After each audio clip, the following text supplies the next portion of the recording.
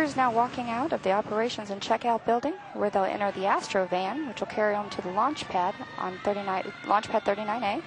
We expect the crew to arrive at the launch pad white room in about 25 minutes. The Astro van is a modified 1980s RV that has bench seating and air conditioning hookups that hook into the orange launch and entry suits to keep the astronauts cool.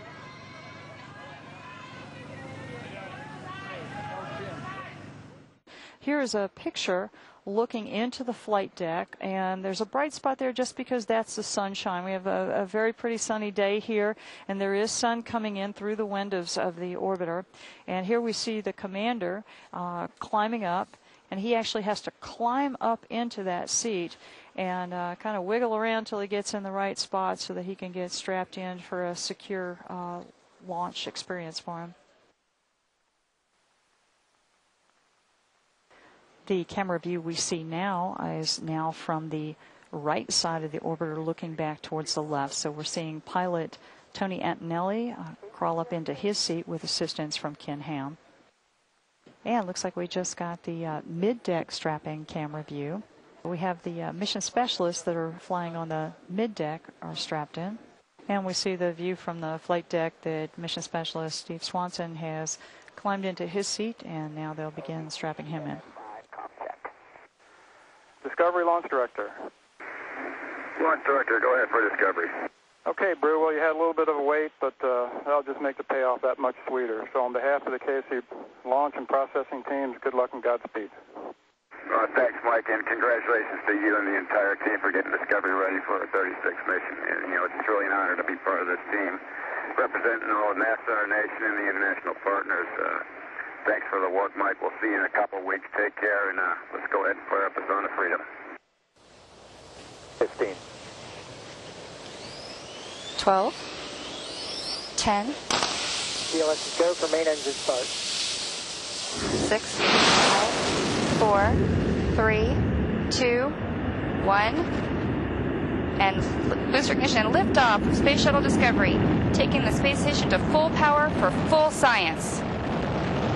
This is Mission Control Houston. Discovery roll program. Roger, roll, Discovery. Discovery's roll maneuver is complete. It is now in a heads-down position on track for its flight to the International Space Station.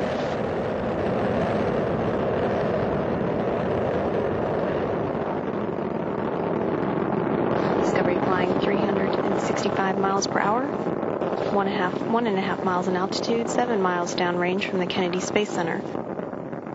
Discovery's engines are throttling down as the orbiter passes through the area of maximum pressure on the vehicle.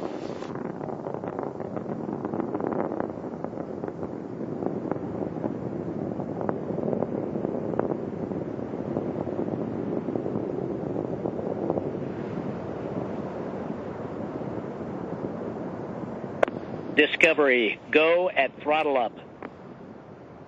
Discovery, go at throttle up. 3 main engines on board are throttling back up.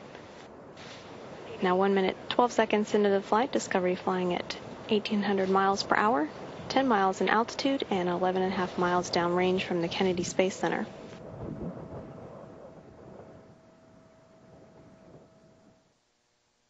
At liftoff, the fully fueled shuttle, boosters, and external tank weighed 4.5 million pounds.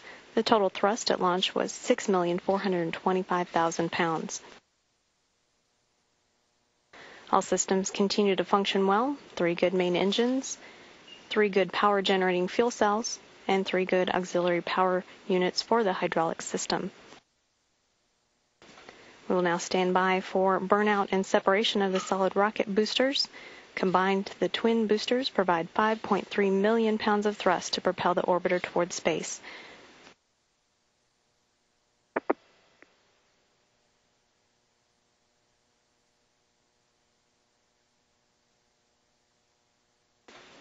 Discovery now flying 3,600 miles per hour, 32 miles in altitude, 43 miles downrange from the Kennedy Space Center.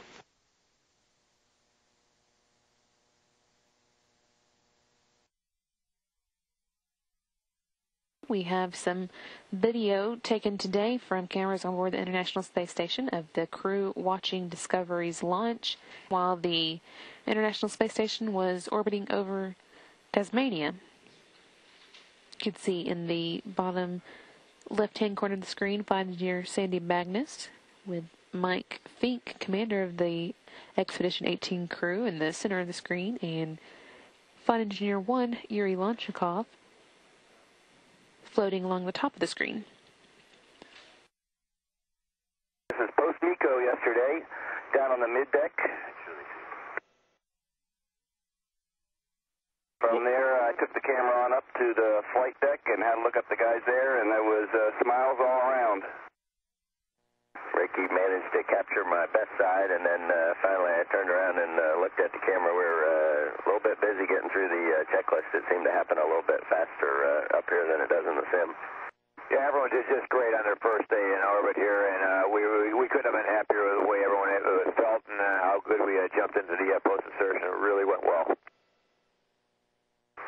Okay, here we see the Ohms-Burn start, and in a few seconds, and we're changing the, this is the Ohms-Burn, and it was like as if I was in an earthquake in Tokyo. We were real happy to be able to do this. Exchange name tags for Tony. Took his naval aviator wings and replaced them with naval astronaut aviator wings. So it was really, I was really honored to be able to do that little presentation for Tony. Now we've got the NC1 burn lighting up at this point. So nice shot out the back window. If you look closely, you can see the tail start to glow red there. Yeah, Tony and I are getting ready here to get the arm powered up and in config. We had a long day today, so last night, toward the end of our day, just checking it out, making sure everything's working properly. It was really nice to get our hands finally on that robotic arm, and it behaved just as advertised.